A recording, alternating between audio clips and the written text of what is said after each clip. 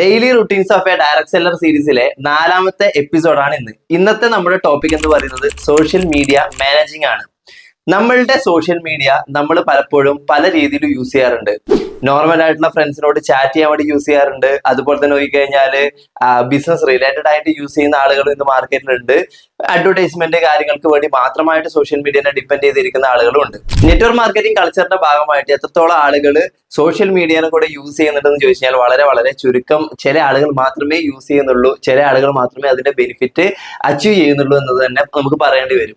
കാരണം ഒട്ടുമിക്ക സമയങ്ങളിലും ഞാൻ കാണുന്നത്, ഒട്ടുമിക്ക ഡിസ്ട്രിബ്യൂട്ടേഴ്സിലും ഞാൻ കാണുന്നത്, ഇനിയിപ്പോ ടോപ്പ് ലൈൻ ലീഡേഴ്സിനാണെങ്കിൽ പോലും കാണുന്നത്, അവർ അവരുടേതായിട്ടുള്ള ചെറിയ രീതിയിലെ സ്റ്റാറ്റസുകൾ പ്രൊമോട്ട് ചെയ്യുക എന്നതിനപ്പുറത്തേക്ക് സോഷ്യൽ മീഡിയന്റെ ആ ഒരു ഫുൾ പവർ യൂസ് ചെയ്യുന്ന വളരെ വളരെ കുറച്ച് ആളുകൾ മാത്രമേ ഇന്ത്യൻ നെറ്റ്വർക്ക് മാർക്കറ്റിംഗ് ഹിസ്റ്ററിയിൽ തന്നെ നമുക്ക് നോക്കിക്കഴിഞ്ഞാൽ കാണാൻ വേണ്ടി പറ്റുള്ളൂ. കേരളത്തിലാണെങ്കിൽ വളരെ വളരെ കുറവ് എന്ന് തന്നെ നമുക്ക് പറയേണ്ടി വരും. നമുക്കൊന്ന് നോക്കാം, ഇന്നത്തെ എല്ലാ ബിസിനസ്സുകളും സോഷ്യൽ മീഡിയ റിലേറ്റഡ് ആയിട്ടാണ് വളരുന്നത്. തീർച്ചയായിട്ടും എല്ലാ ബിസിനസ്സുകളെയും പോലെ തന്നെയുള്ള ഒരു ബിസിനസ് കൂടെ തന്നെയാണ് ഡയറക്ട് സെല്ലിംഗ് ഇൻഡസ്ട്രി. അപ്പോൾ നമ്മളും വളരേണ്ടത് ഇപ്പോഴത്തെ ട്രെൻഡിനനുസരിച്ച് നോക്കിക്കഴിഞ്ഞാൽ സോഷ്യൽ മീഡിയയിലൂടെ തന്നെയാണ്. അല്ലെങ്കിൽ ഇങ്ങനെ പറയാം, സോഷ്യൽ മീഡിയയുടെ അത്തരത്തിലുള്ള പോസിറ്റീവ് സൈഡ് നമ്മളും കൂടെ എടുക്കേണ്ടതിന്റെ ആവശ്യമുണ്ട്. നമ്മൾ സോഷ്യൽ മീഡിയ റിലേറ്റഡ് ആയിട്ട് മാത്രം എങ്ങനെയാണ് കാര്യങ്ങൾ ചെയ്യേണ്ടത്, അല്ലെങ്കിൽ സോഷ്യൽ മീഡിയന്റെ ഒരു ലോകത്തേക്ക് നമ്മൾ എങ്ങനെയൊക്കെ കടന്നു വരണം, എന്തൊക്കെയാണ് അതിന്റെ ഇമ്പോർട്ടൻസ് എന്നുള്ള രീതിയിൽ സെപ്പറേറ്റ് ഒരു കണ്ടന്റ് തന്നെ ഈ ഒരു സീരീസ് ഒക്കെ കഴിഞ്ഞതിന് ശേഷം നമ്മൾ ചെയ്യുന്നുണ്ടാവും. അപ്പൊ അവിടെ നമുക്ക് കൂടുതലായിട്ടുള്ള ഡീറ്റെയിൽസ് നോക്കാം. ഇവിടെ നിങ്ങളോട് എനിക്ക് പറയാനുള്ള കുറച്ചധികം കാര്യങ്ങളുണ്ട്. നമുക്ക് പെട്ടെന്ന് ആ ഒരു വിഷയമായിട്ട് ബന്ധപ്പെട്ട കാര്യങ്ങൾ നോക്കാം. സോഷ്യൽ മീഡിയ എന്ന് പറയുമ്പോൾ നമ്മൾ നമ്മളുടെ ഡെയിലി ലൈഫിൽ യൂസ് ചെയ്യുന്ന ഇൻസ്റ്റാഗ്രാം ആയിക്കോട്ടെ, ഫേസ്ബുക്ക് ആയിക്കോട്ടെ, യൂട്യൂബ് ആയിക്കോട്ടെ, ഇതൊക്കെ സോഷ്യൽ മീഡിയ കാറ്റഗറിയിൽ പെടുന്ന കാര്യങ്ങളാണ്. അപ്പോൾ ഇത്തരത്തിലുള്ള ആപ്ലിക്കേഷൻസ് നമ്മുടെ എല്ലാവരുടെയും ഫോണിലുണ്ട്. ചോദ്യം ഇതാണ്, നിങ്ങളിൽ എത്ര പേർ ഈ പറഞ്ഞിരിക്കുന്ന സോഷ്യൽ മീഡിയകളിൽ പോസ്റ്റുകൾ ഇടാറുണ്ട്, ഫോട്ടോസ് അപ്ലോഡ് ചെയ്യാറുണ്ട്, അതുപോലെ തന്നെ വീഡിയോസ് അപ്ലോഡ് ചെയ്യാറുണ്ട്? ഇതൊക്കെ നമ്മളുടെ വീഡിയോസ്, നമ്മുടെ കാര്യങ്ങൾ മാത്രമല്ല, നമ്മളുടെ ബിസിനസിന്റെ ഗ്രോത്തിന് ആവശ്യമായിട്ടുള്ള അല്ലെങ്കിൽ സെയിൽസിന് ബാധിക്കുന്ന രീതിയിലുള്ള എത്ര കാര്യങ്ങൾ നിങ്ങളിൽ എത്ര പേര് ചെയ്യാറുണ്ട്? ഇതാണ് വളരെ വളരെ പ്രസക്തമായിട്ടുള്ള ചോദ്യം.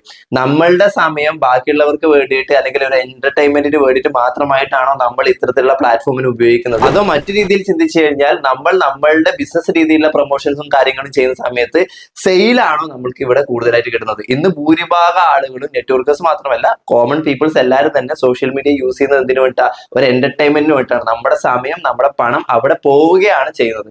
തിരികെ ആ പണത്തിനെയും മറ്റുള്ളവരുടെ സമയത്തിനെയും നമ്മളിലേക്ക് എത്തിക്കാൻ വേണ്ടിയിട്ട്, നമ്മൾക്ക് കിട്ടാൻ വേണ്ടിയിട്ട്, നമ്മൾക്ക് അതിന്റെ ഗുണം കിട്ടാൻ വേണ്ടിയിട്ട് നമ്മൾ എന്തൊക്കെയാണ് ചെയ്യേണ്ടതെന്നുള്ള ആലോചിക്കുന്ന ആളുകൾ വളരെ വളരെ കുറവാണ്.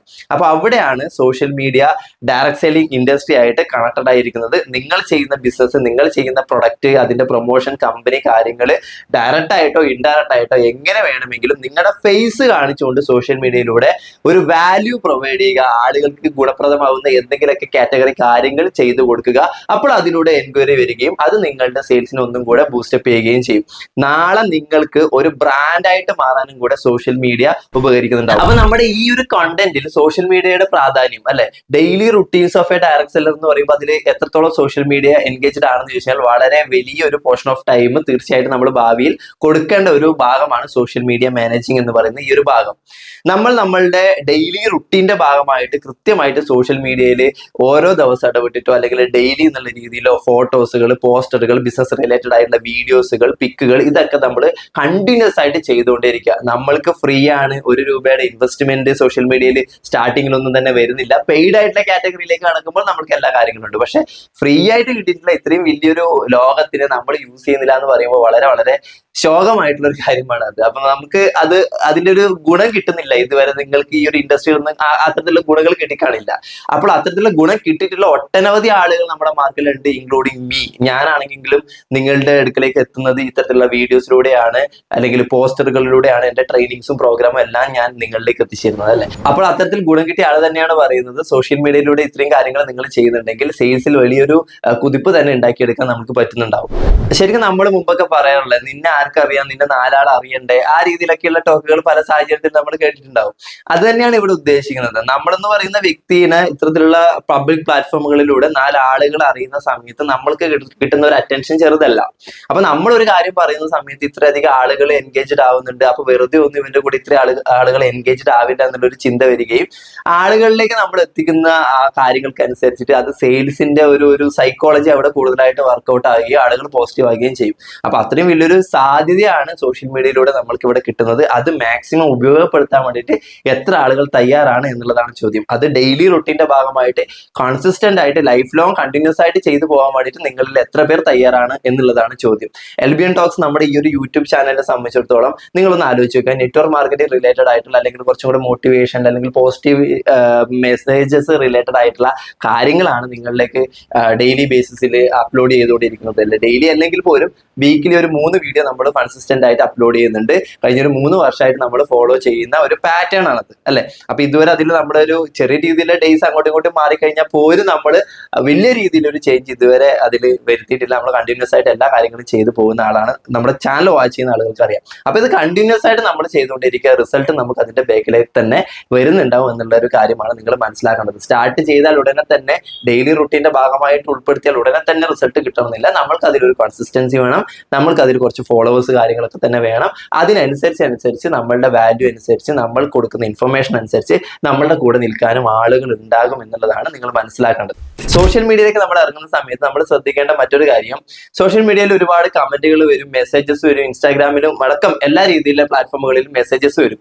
ഈ മെസ്സേജസിന് നമ്മൾ എങ്ങനെ റിപ്ലൈ കൊടുക്കുന്നു, എത്രത്തോളം റിപ്ലൈ കൊടുക്കുന്നു, അല്ലെങ്കിൽ സോഷ്യൽ മീഡിയയിൽ നമ്മൾ ഇട്ടിരിക്കുന്ന നമ്പറിലേക്ക് വാട്സപ്പിലേക്ക് ആരെങ്കിലും കണക്ട് ആയി വന്നു കഴിഞ്ഞാൽ അവർക്ക് എങ്ങനെയാണ് നമ്മൾ റെസ്പോണ്ട് ചെയ്യുന്നത്, അവരോട് എങ്ങനെയാണ് ആ ഒരു റിലേഷൻഷിപ്പ് കീപ്പ് ചെയ്യുന്നത്, ആ ഒരു ഫസ്റ്റ് അറ്റാച്ച്മെന്റ് എങ്ങനെയാണ്, എങ്ങനെ തുടങ്ങുന്നു, എങ്ങനെ അതിനെ മാനേജ് ചെയ്യുന്നു, എങ്ങനെ ഫോളോ അപ്പ് ചെയ്യുന്നു, എങ്ങനെയൊക്കെ ബ്രോഡ്കാസ്റ്റ് മെസ്സേജുകൾ പോകുന്നു, ഇതിനൊക്കെ ഡിപ്പെൻഡ് ചെയ്തിരിക്കും ആ ഒരു സെയിൽ മാറുന്നത് എന്നുള്ളത്. നിങ്ങൾ മനസ്സിലാക്കുക, വെറുതെ സോഷ്യൽ മീഡിയ പേജുകൾ കാര്യങ്ങളൊന്നും തന്നെ തുടങ്ങിയിട്ട് കാര്യമില്ല. നിങ്ങൾക്ക് എത്ര പേരൊക്കെ മെസ്സേജ് അയക്കുന്നുണ്ടോ അവർക്കൊക്കെ മാന്യമായിട്ടുള്ള രീതിയിൽ അവർ അറിയിക്കുന്ന രീതിയിലുള്ള ഉത്തരങ്ങളും കാര്യങ്ങളൊക്കെ കൊടുത്ത് അതിനെ മാനേജ് ചെയ്ത് പോകേണ്ട ഒരു സ്കില്ല് കൂടെ നമുക്ക് വേണം. അപ്പൊ അതിനു വേണ്ടിയൊരു സമയം കൂടെ നമ്മൾ മാറ്റി വെക്കണം. ഇതൊന്നും വലിയൊരു സമയം എടുക്കുന്ന ഒരു പ്രോസസ് അല്ല, വലിയൊരു പരിപാടിയൊന്നുമല്ല. നിങ്ങൾ ഒരു ദിവസം ഒന്ന് സോഷ്യൽ മീഡിയക്ക് വേണ്ടിയിട്ട് മാറ്റി വെച്ച് കഴിഞ്ഞാൽ ഒരു വീക്കിലേക്കുള്ള ഒരു വീഡിയോ ഒരു ദിവസത്തിനുള്ളിൽ തന്നെ നമുക്ക് പല കണ്ടന്റുകൾ എഴുതി ഷൂട്ട് ചെയ്ത് വെക്കാൻ വേണ്ടി പറ്റും. അതൊന്ന് എഡിറ്റ് ചെയ്ത് നമ്മുടെ സമയത്തിനനുസരിച്ചിട്ട് എന്ത് ചെയ്യാൻ വേണ്ടി പറ്റും, നമുക്ക് ഓരോ പ്രോപ്പർ ആയിട്ടുള്ള ഡേയ്സിനനുസരിച്ചിട്ട് അപ്ലോഡ് ചെയ്യാൻ വേണ്ടിയിട്ട് പറ്റും. അപ്പൊ ഇത്തരത്തിലുള്ള കാര്യങ്ങളൊക്കെ പ്ലാൻ ചെയ്ത്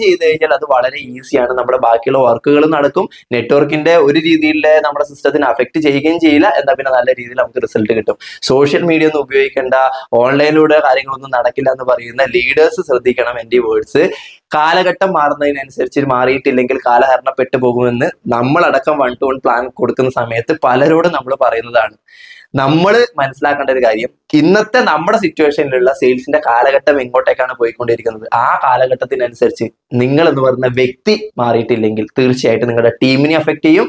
മൊത്തത്തിലുള്ള സെയിൽസിന്റെ കാര്യങ്ങളിൽ ഒരുപാട് പ്രശ്നങ്ങളും കാര്യങ്ങളൊക്കെ അനുഭവിക്കുന്നുണ്ടാവും. പല കാര്യങ്ങളുണ്ട് അതോട് ബന്ധപ്പെട്ട് നമുക്ക് പറയാൻ വേണ്ടിയിട്ട്. മറ്റൊരു വീഡിയോയിൽ വീണ്ടും കാണാം ഡീറ്റെയിൽ ആയിട്ട്. Thank you.